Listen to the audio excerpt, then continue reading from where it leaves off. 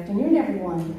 Welcome to the Composers of the Future on this wonderful day that's reminding us that spring is actually approaching. So thank you so much for coming out and spending this time with us. My name is Karen Ann Cordy. I've been involved with Songcatchers for 40 years, believe it or not. And I currently serve as the president of the board of directors. And we actually have the most caring and amazing board, and many of them are here today, and I'm just going to ask them to please stand so I can recognize them.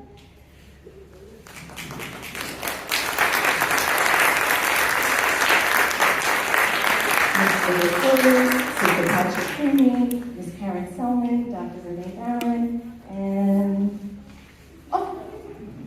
Ulysses Torres, and Rosemary Castellano. It really is an amazing board, and we are really here to support all of the programs of Songcatchers. And if you stopped by the table outside, you probably noticed that we're celebrating the 25th anniversary of our after-school music program. And we're doing a little special 25 for 25, so please pick up that flyer and see how you can celebrate the 25 years of Songcatchers. For 21 of those years, we've been involved with this wonderful program, Composers of the Future. And today, we are celebrating the accomplishments of 7 young composers. And we're so happy to be celebrating with you and your families for what you've accomplished.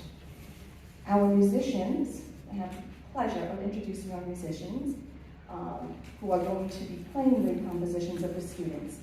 Beginning with Mr. Ulysses Torres, who was in the very first cohort of composers 21 years ago. Is that right? He's now the band director at Westchester Middle School. Ms. Rosemary Castellano.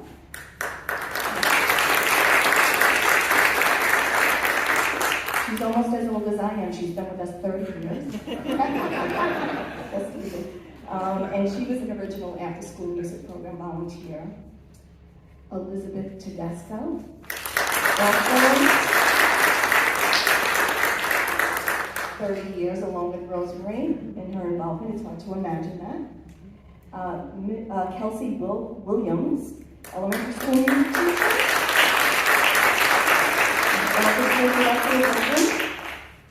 And Ryan Irving, a junior at Fordham Prep. So it is my pleasure to open this program and now to turn it over to Mr. John Deak, the founder and artistic director of the New York Philharmonic Very Young Composers Program.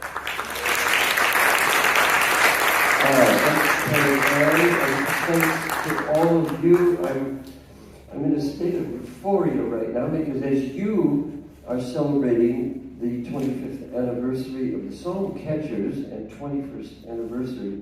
Congrats, Ulysses. I gotta go back in my records and look at your score. You still have it? I'm sure it's in the box, yeah. Yeah? Pull it out and let's play it again. Oh my gosh. And one of the original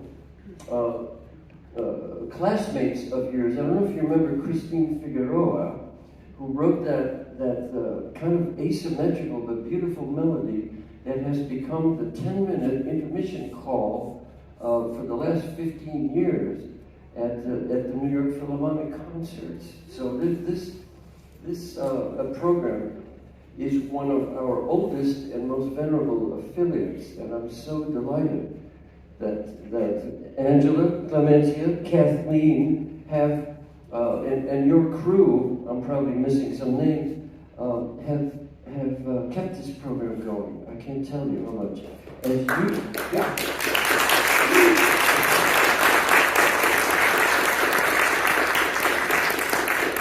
21 years ago, I would say that the very young composers, as I called in fact, the program had just been named then, was in its infancy and has now grown. I don't know if any of you really know this, but it has grown to encompass the world. I mean, we have programs all over Korea, Japan, China, Brazil, Venezuela was also one of our first places.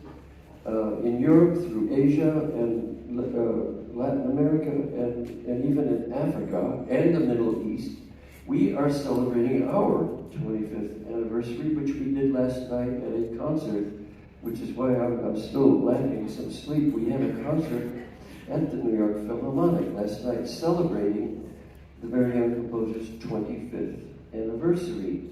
So you guys were duly recognized because of the intermission tones everybody knows about you.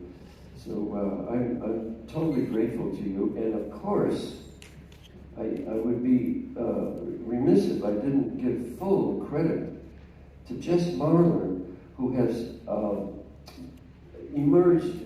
She's already a prominent composer in a big world beyond, but she has used her gifts to guide you guys through this pandemic period in grand style. And I cannot be grateful enough to Jess.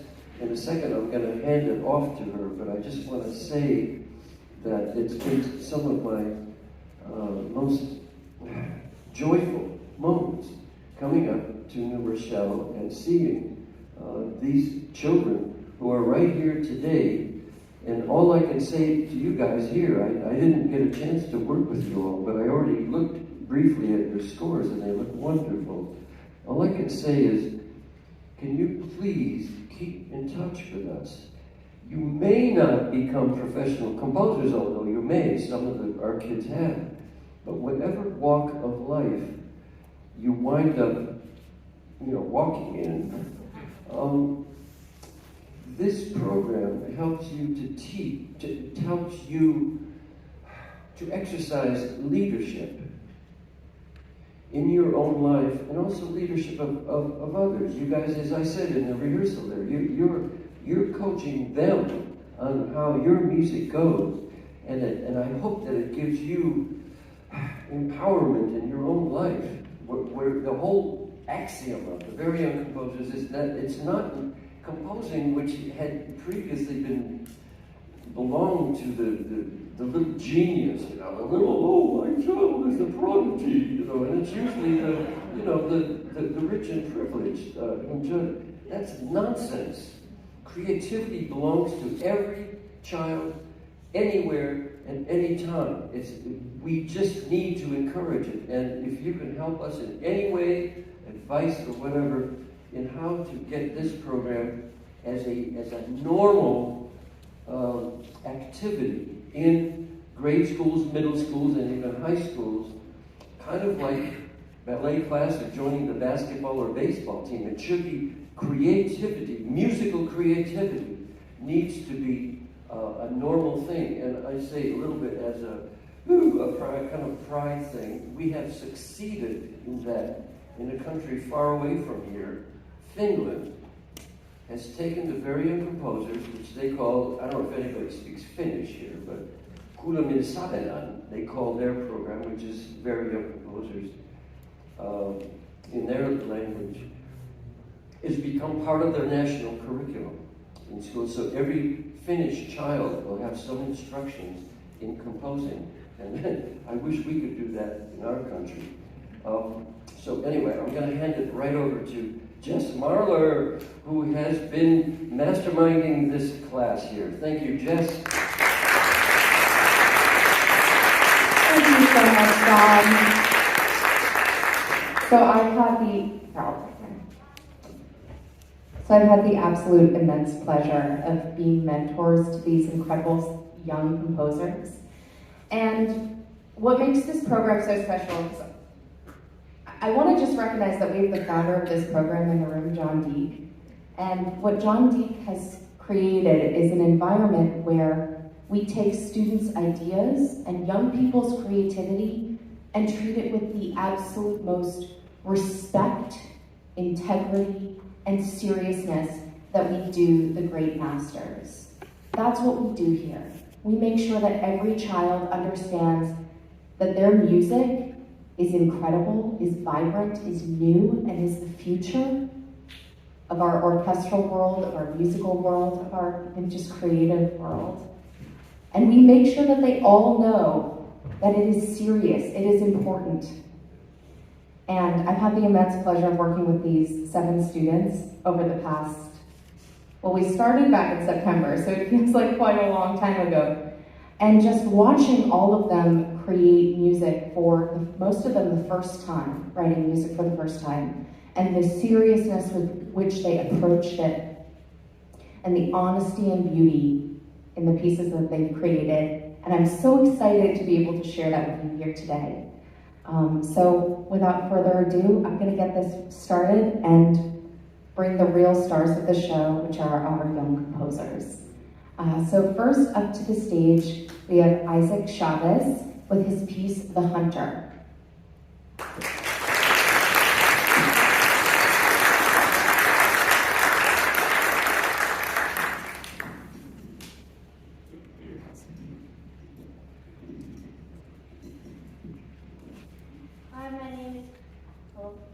Hi, my name is Isaac Chavez, and my piece is named The Hunter.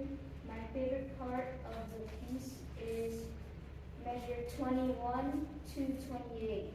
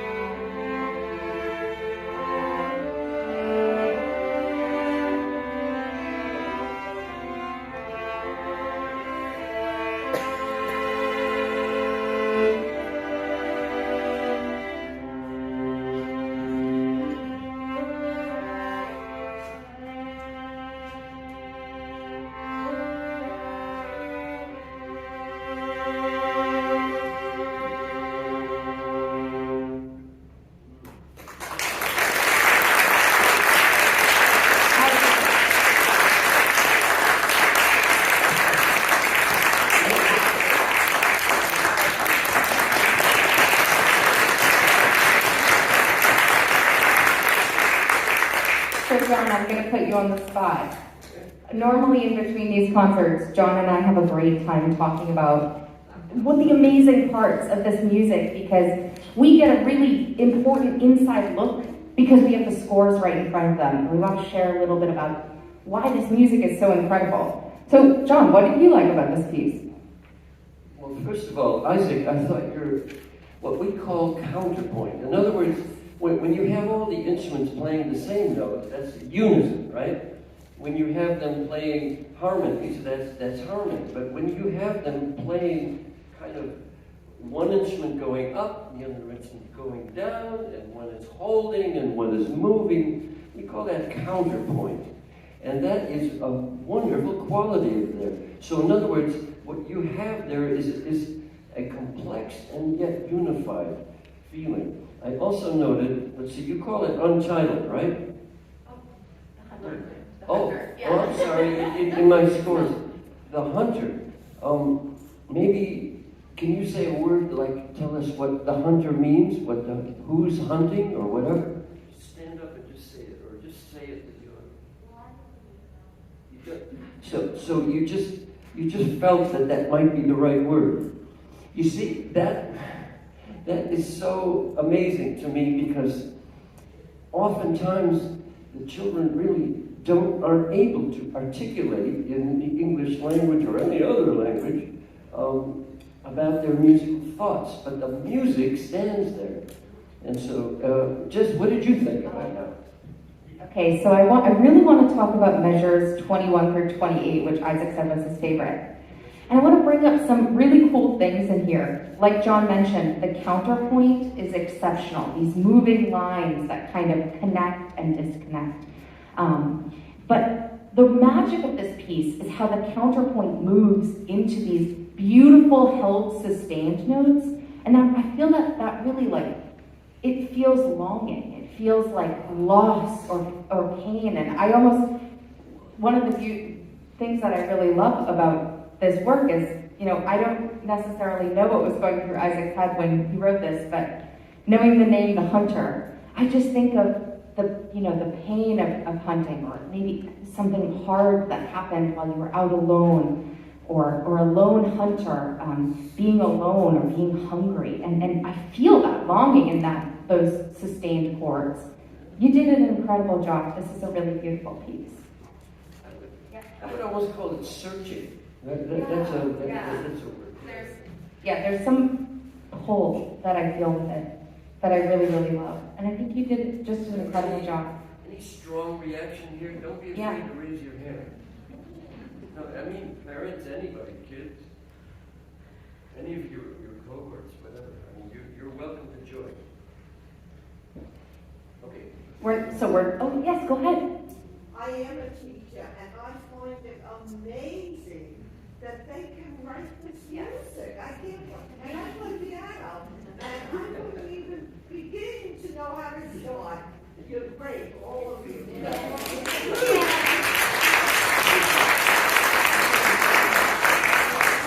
And what I'd also like to say to that is that these students, so this is actually, I believe, the first year where all of the students notated using software. So all of them learned how to use a notation software and input the notes themselves.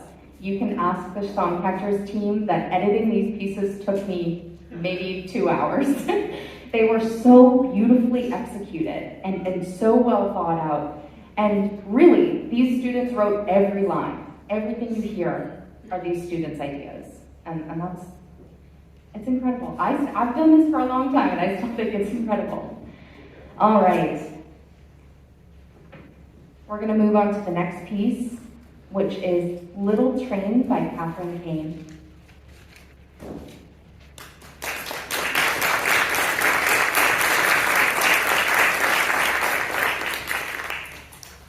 Good afternoon. My name is Catherine Kim, and the name of my piece is Little Train. I named it that because it symbolizes the constant track of struggles and jubilation. In my piece, I want you to listen to the rhythmic pattern, because when words fail, music speaks.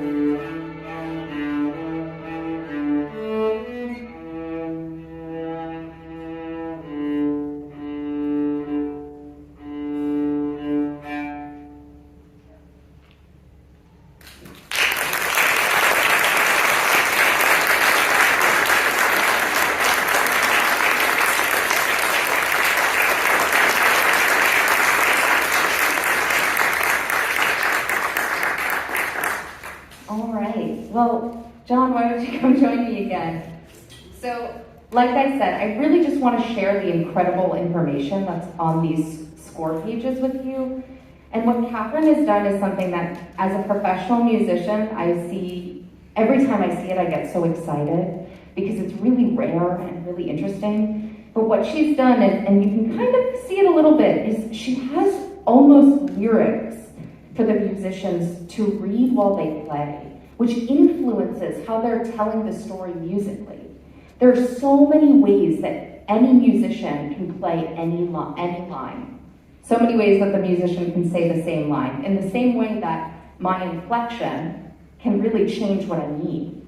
So what Catherine did is wrote in really incredible lyrics so that the musicians can play while imagining something, while feeling something. And I think that's an incredibly expressive touch. I'll let John go ahead. Do you have anything else to say? Oh yeah, no, I agree completely. If we did this piece, I think, I don't want to say properly, but if we really did the piece like we would have the words flashed up on a screen. First of all, Catherine, you made up this text yourself, the words. Yes. I mean, that already is extraordinary. How old are you? How many? 10 years old. Little train, won't you wait for me? Once bound in chains, now I'm broken free.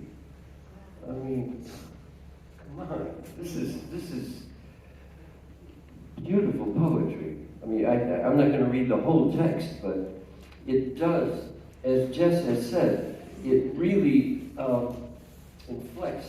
Did the text influence you guys as you played it? Because you can play those notes. They're very kind of simple notes. It's not a complicated piece, but they played it in a way that, to me, I mean, the first emotional word I think of is longing.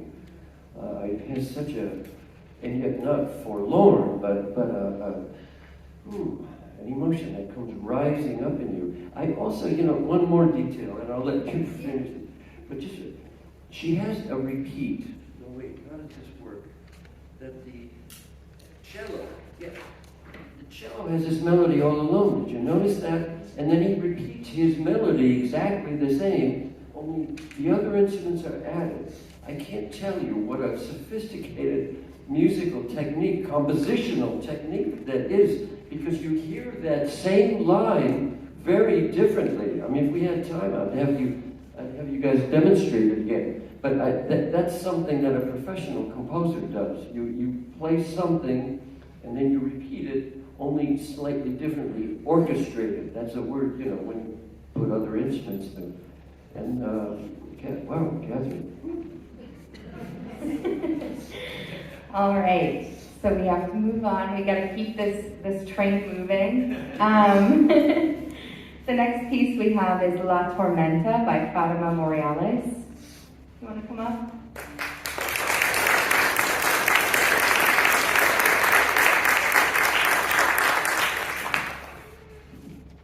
Hello, my name is Fatima Morales, and my piece is called La Tormenta. I called it that because I wanted to see what a storm of sunlight would change to sound. In my piece, I want you to listen to the words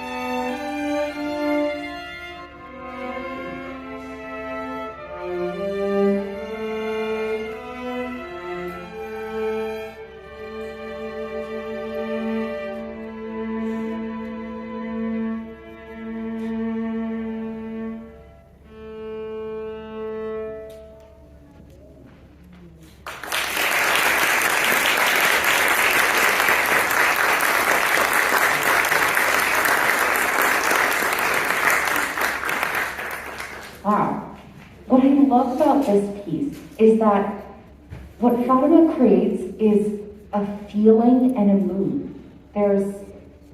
The melody works so beautifully with the way that the harmony moves that it creates this feeling of, for me, I hear like swirling wind and like wind maybe moving through a forest or through a canyon or something, the way that it moves and circles back.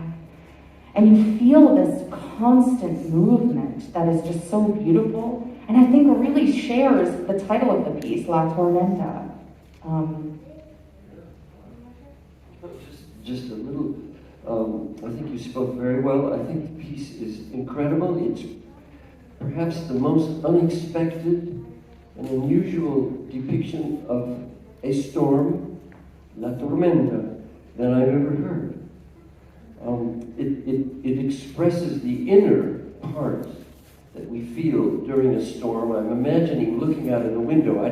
I don't imagine myself being buffeted by the winds and out in a storm and fearful myself, which is what most people would think of a storm. And it underscores to me again how deeply these kids go into their feelings and into something which, you know, in commercial music would be quite different and much more superficial. And as just said, the combination of the close harmonies, so there's a feeling of closeness in there. It's not big, wide intervals. An interval is the distance from one note to another, right? Intervals in this piece are all very close, and the instruments are weaving in and out. Wonderful piece. Really, really beautiful piece.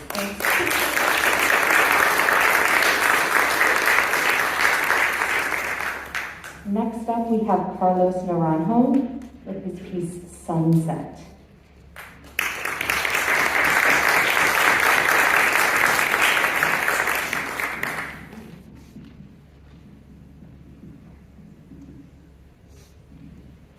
Good afternoon, my name is Carlos Naranjo, and the name of my piece is called Sunset because it's supposed to represent what I feel when I see a sunset. I figured the measures 16 through 18, and hope you enjoy it.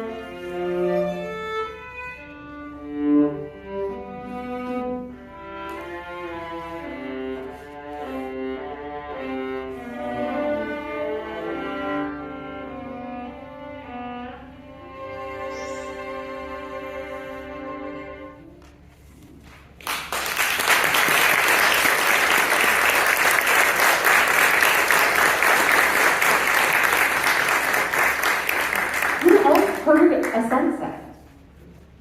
I did.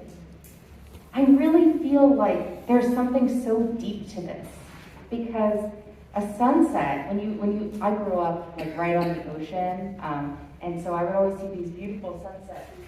And my dad was a scientist, so he would tell me about how sunsets are light interacting with the atmosphere. And I really hear that in the way that you constructed your counterpoint. Again, we were talking about this word counterpoint, how two musical lines interact. It really feels like light moving through the atmosphere, moving and hitting other light. Just these beautiful intertwined lines, and it's almost like the musicians are having this conversation. There are lines that are picked up by other musicians. It's so very, very beautifully weaved together. And that last chord, so beautiful. Yeah, I would say, just as Jess said, I hope you count that too. I agree completely about.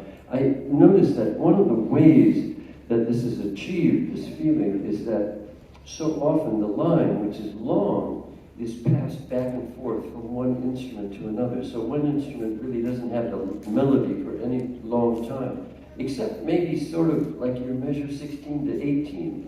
The viola seems to carry the line through, and you end on a chord which has a kind of space to it. And so all the intervals are kind of a fifth apart, which is a kind of a distant. It's a distance between each other, and yet there's a closeness to it. It's just a, yeah, it's a wonderful sunset feeling. Congratulations. What a beautiful piece.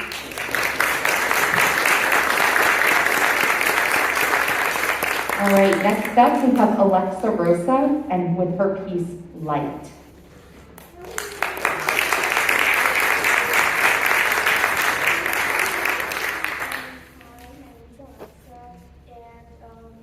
My piece is named Light. I named it that because it brings out everything.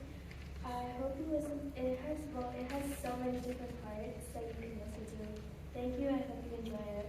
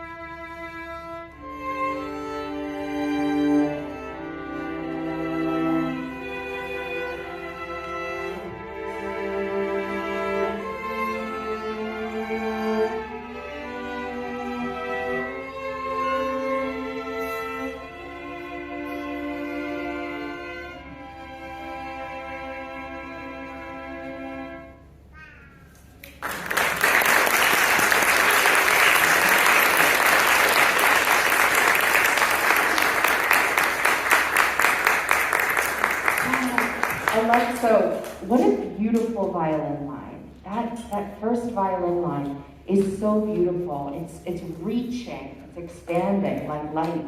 And you just hear it throughout the rest of the piece, but the orchestration changes, which is a really beautiful, it's a masterful way that this is how professional composers, it's how professional composers illustrate and really hammer home a beautiful theme. And what she's done is taken this beautiful theme in the first violin and just essentially shape-shift it over and over to really have it sit inside your chest so you know it really well, but the orchestration changes, the feeling changes.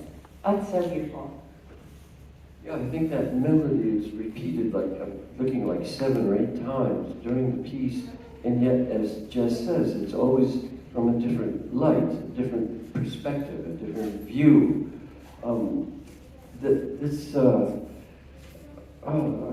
All this feeling of it's a very unusual melody, and yet when we hear it so much, it becomes very, very intimate with us.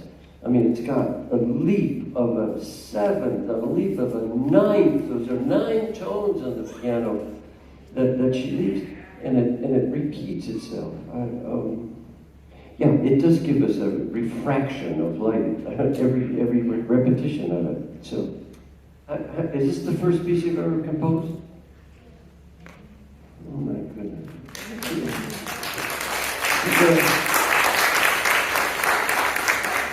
Yeah, it just bears out again and again. It's just the instinctive musicality of kids just shines through constantly. All of you so far, all of you. What a beautiful piece. I also want to say that, yes, your melody has these huge leaps and feels, when you look at it on the page, it looks kind of a little bit unusual or out of the box. But by the end of that piece, it feels singable. It feels like something I could go home and hum to myself. And that's really, that's masterful composing, is making something that looks challenging, feels really natural. Great job. Great job.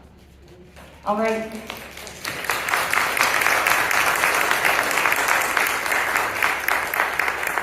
And next up, we have a piece by William Suarez, Fallen.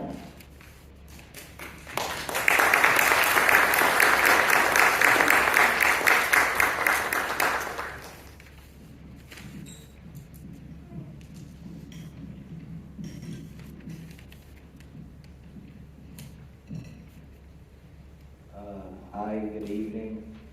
My name is William Suarez, and this is my piece, Falling, which is because when you hear the music, you'll notice that the notes go down like one note at a time. So, which is the name of the title.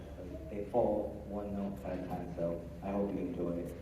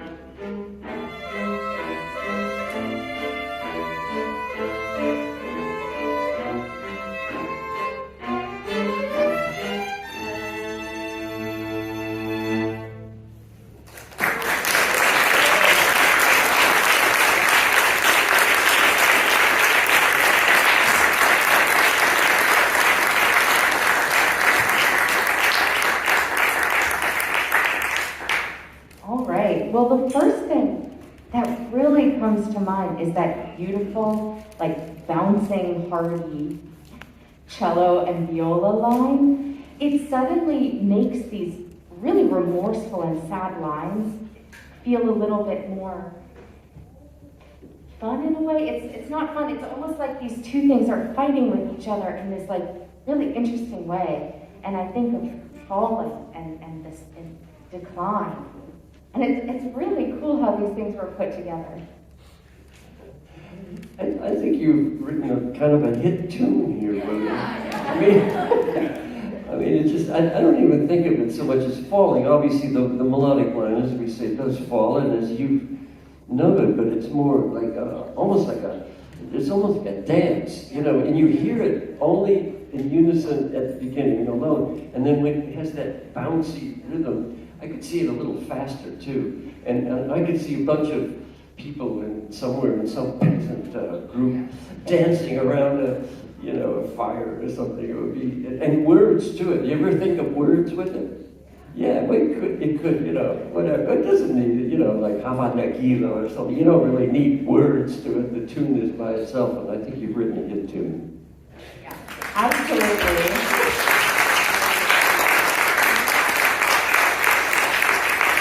Not only is this music so complex and interesting, but it's so singable. Like, really, I'm gonna go home singing this tune. This is what a great piece you've written.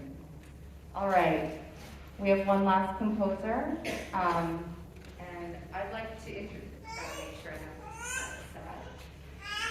introduce Jose Yanes Orejuela with his piece "Shooting Star."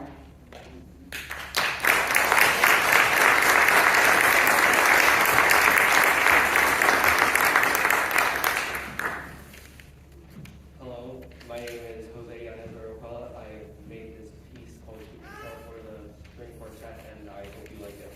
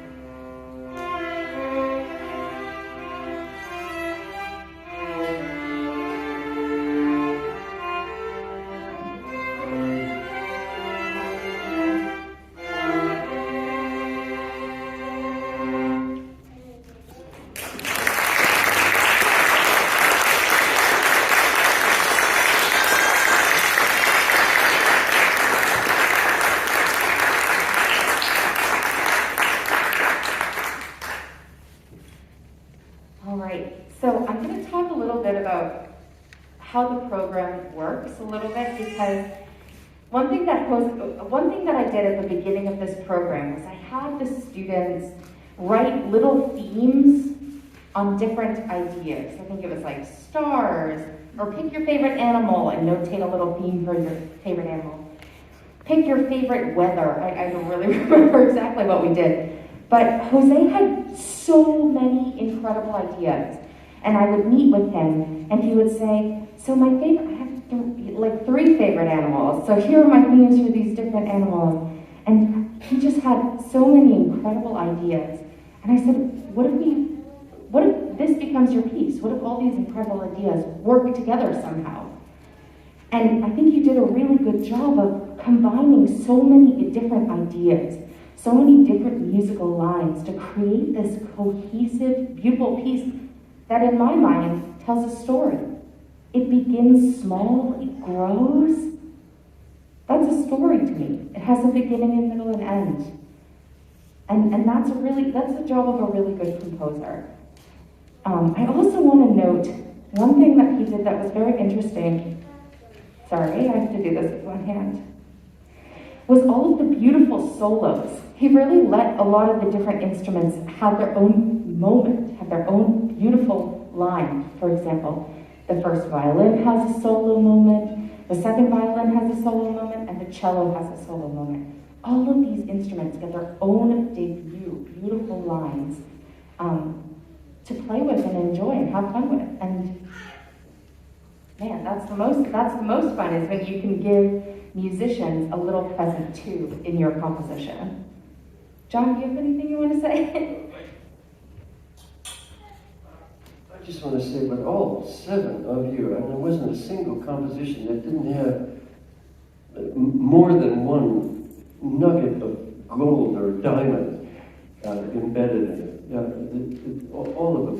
Yeah, your last composition, let's say, was one of the first. You notice the idea of form. I mean, composers always are hung up on the idea of form, almost too much. But yours has a kind of easy, relaxed, what we call A-B-A form. And there's an A and an A prime. Where the second violin comes in, that would be kind of a variation of the main theme. But you know, really, it could go. And you know, it makes me think that how many of you think, excuse me if I put you on the spot, how many of you think that you could expand your composition further? Have you thought about that? Yeah, I see nodded heads. Yeah. Well, all of you could. It strikes me, yeah, some of you have more like tunes, like hit tunes or singable tunes or danceable tunes. Others of you have what could be expanded into essays about one's feelings of nostalgia during a storm or whatever. You've got all kinds and counterpoint that you could expand further. Every single piece. Can you guys really continue composing and please not wait till next year's class?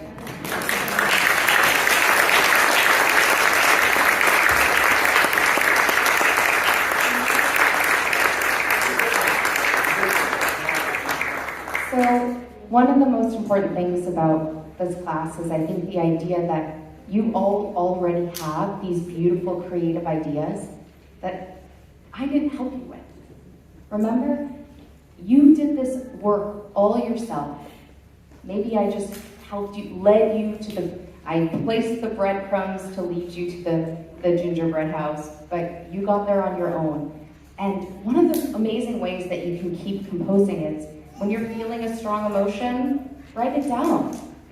Open Note Flight, which is the program that we've used to create music, and write down your feelings. With Note Flight, with all these other ways of creating music that we've talked about, you can use any instrument. And can we just imagine what these pieces would sound like if they had all the time in the world and all the instruments in the world? Can you just imagine the creativity? So I really want to urge you all to keep composing. You've done such an incredible job, and your voices are so important. And we're so grateful for your music that you shared today. Can we get one last round of applause?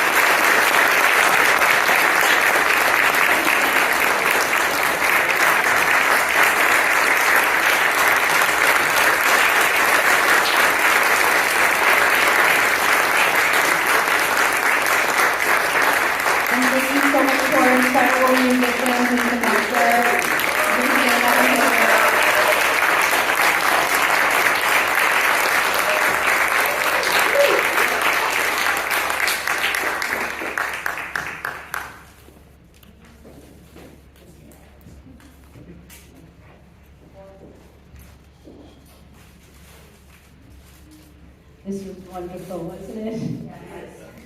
So thank you all for coming. My name is Angela Belsel, and I'm the interim director for Songcatchers. We've done this program, as we've been saying, for 21 years, and it just gets better and better. This is the first time we've done it as a string quartet. Wasn't it great?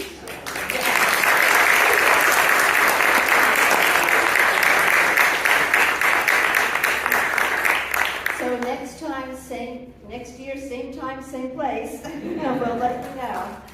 We have, as Karen Ann said earlier, this is the 25th anniversary year of the after-school music program, and all of these students here are part of that program. We have a lot of things going on this year. There'll be another concert on April 24th, right here at the library, Sunday at 3 o'clock, and our volunteers, like Ryan here.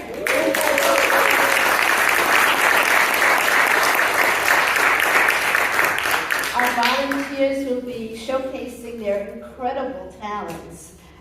One reason why we can do this program and make it affordable for all children is that our volunteers are volunteers. They don't get paid. So all our teachers are volunteers, and they just have incredible talent. Some of them play 1, 2, 3, 4, 5 instruments. Brian, you play? I play cello, drums, piano, guitar, bass, and saxophone. Isn't that incredible?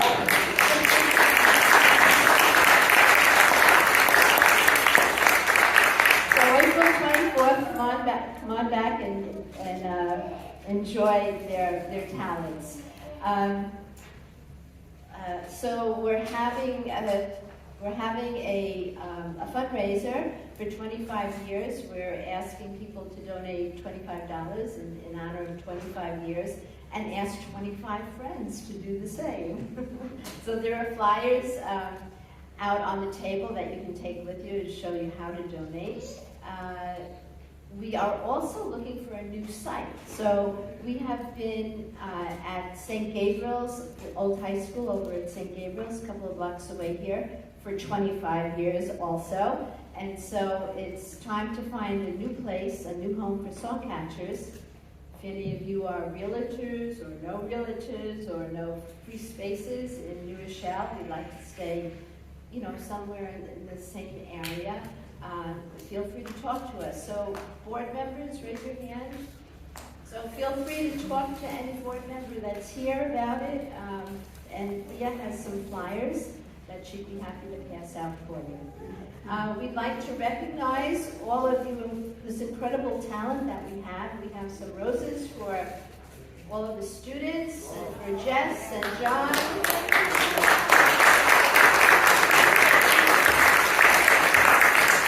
And for our musicians.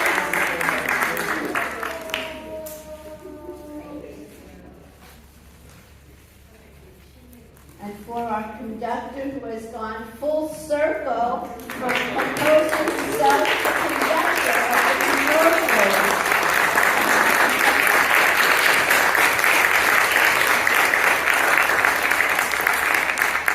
Ulysses went through the after-school program, then he became a volunteer teacher, and he was on the camp staff, and became a board member. He majored in music in college. He is a professional tuba player,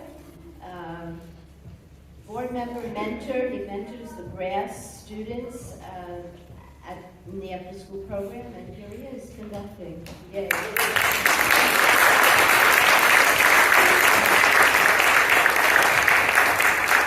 So thank you all for coming. We have refreshments right here in the back. We'll move the curtain over, or you can go through here. Please join us, and thank you. See you on April 24th.